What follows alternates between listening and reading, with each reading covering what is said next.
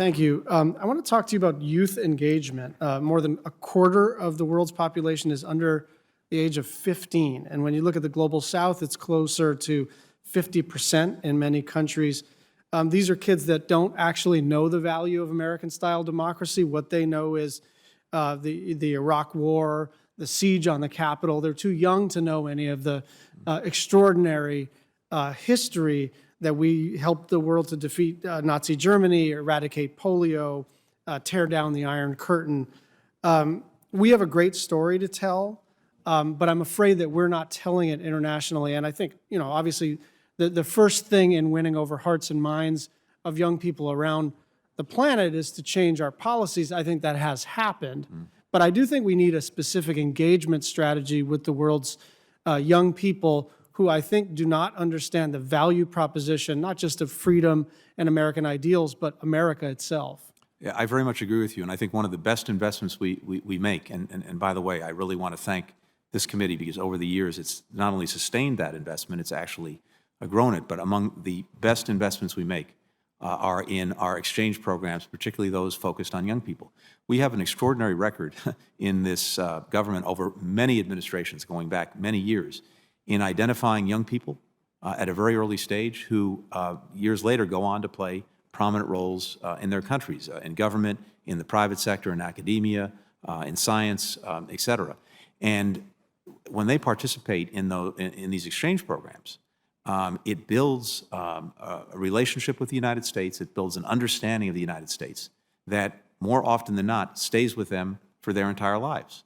And the influence that they then wield in their own societies is usually good for us. I went back and looked, this is some years ago, these numbers are probably out of date, but of the people who took part in our exchange programs at a young age, more than 50 went on to win Nobel Prizes. Thousands became leaders of industry. More than 300 became leaders of their countries. We have a good track record, and it builds relationships in a very powerful way. One quick example that you know very well as well, the Young African Leaders Initiative has been, I think, a tremendous success, one that we're trying to continue. 1.3 billion people in Africa, median age 19, to your point.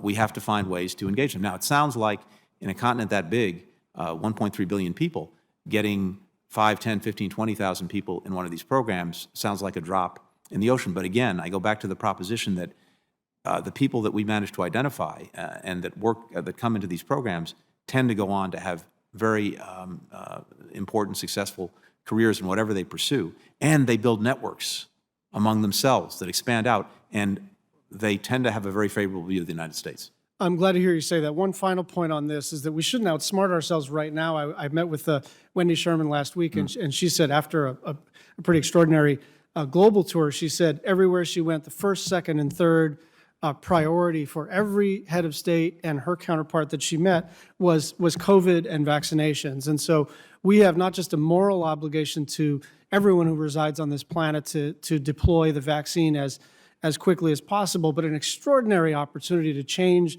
the view of America across the planet by not outsmarting ourselves. All these programs are great, but the main thing that we can do and the main thing that we should do is to get as much vaccine out there as we possibly can. I couldn't agree more. And the President, as you know, has instructed us now to push out 80 million vaccines between now and early July.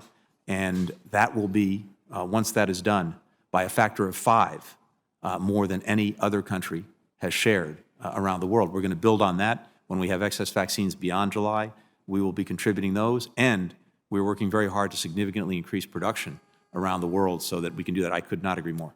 Thank you.